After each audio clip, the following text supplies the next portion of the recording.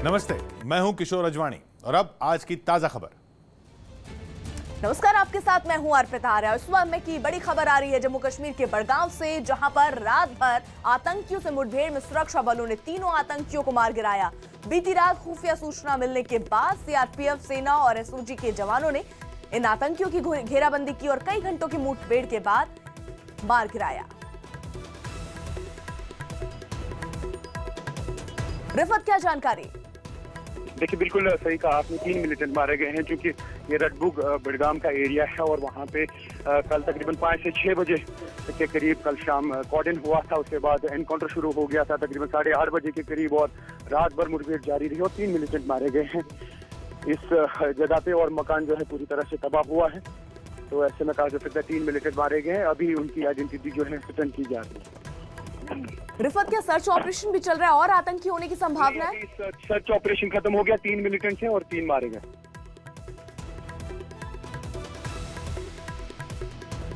शुक्रिया रिफत।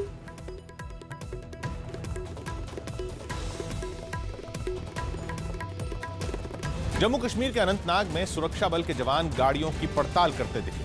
इस बीच आतंकी हमले के बाद भी श्रद्धालुओं के जोश में कोई कमी नहीं है। वहीं सरकार ने भी अमरनाथ यात्रा जारी रखने का फैसला लिया है।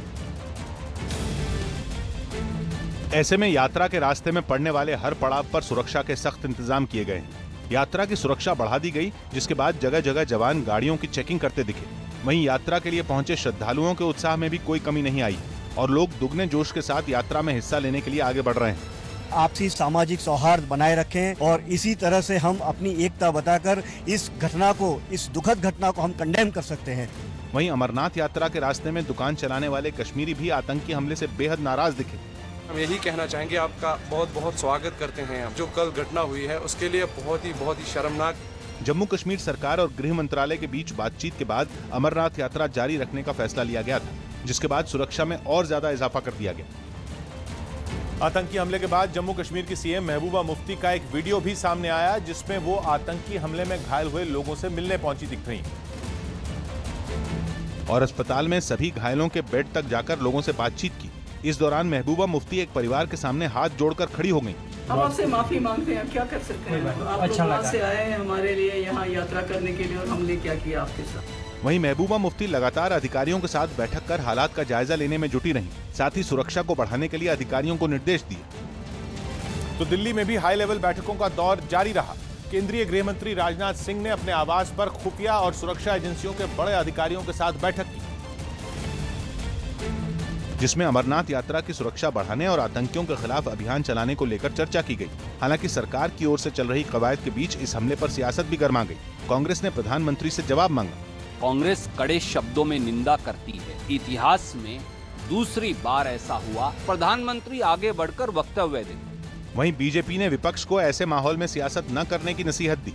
तो उसमें क्या कमी रही, क्या उसमें किस वजह से हुई, वो सारी चीज़ें सुरक्षा एजेंसियां और जो उपयुक्त एजेंसियां हैं, अप्रोप्रिएट एजेंसीज हैं, वो जांच करती हैं। हालांकि विपक्षी दल लगातार सुरक्षा में चूक को लेकर सरकार पर सवाल खड़े कर रहे हैं।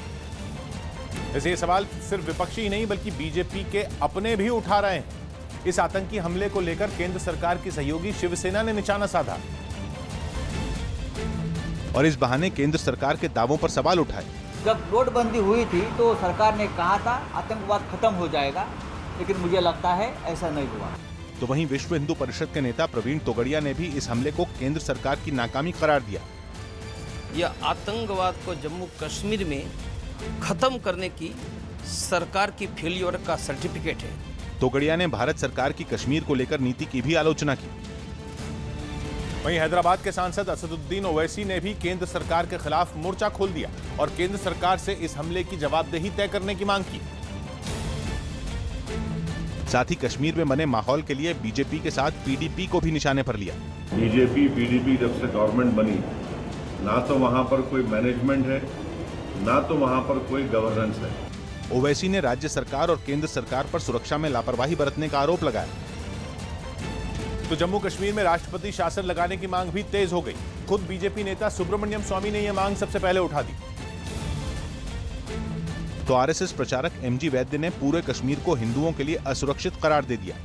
कश्मीर वैली में कश्मीरी पंडित नहीं रह सके, वहाँ पर हिंदू का जीवन खतरे में रहना इसमें कोई आश्चर्य नहीं। वहीं आरएसएस के बयान पर जम्मू कश्मीर की पैंथर्स पार्टी ने पलटवार किया। मैं वैद्य साहब से बिल्कुल मुत्फिक नहीं हूं और मेरे ख्याल में आरएसएस के लोग भी मुत्फिक नहीं होंगे। पैंथर्स पार्टी समेत कश्मीर के कई नेताओं ने सूबे में हालात ठीक करने के लिए राष्ट्रपति शासन लगाने की वकालत की। हालांकि जम्मू कश्मीर के राजनीतिक दलों ने एक सुर से हमले की निंदा की और इसे कश्मीर की परंपरा और मूल्यों के खिलाफ करार दिया। इस कड़ी में जम्मू कश्मीर के पूर्व मुख्यमंत्री फारूक अब्दुल्ला ने एकजुट होने की अपील की। Please come in large numbers so that you can defeat these elements who want to destroy our nation. तो कश्मीरी आवाम और कश्मीर के सियासी दलों के रुख की तारीफ गृह मंत्री राजनाथ सिंह ने भी की। मैं बार बार कश्मीर की जनता को सैल्यूट करना चाहता हूं। समाज के सभी सेक्शन ने उसे कंडेम किया है। आतंकी हमले के खिलाफ कश्मीर के कई संगठनों ने भी आवाज उठाई और इसकी निंदा की।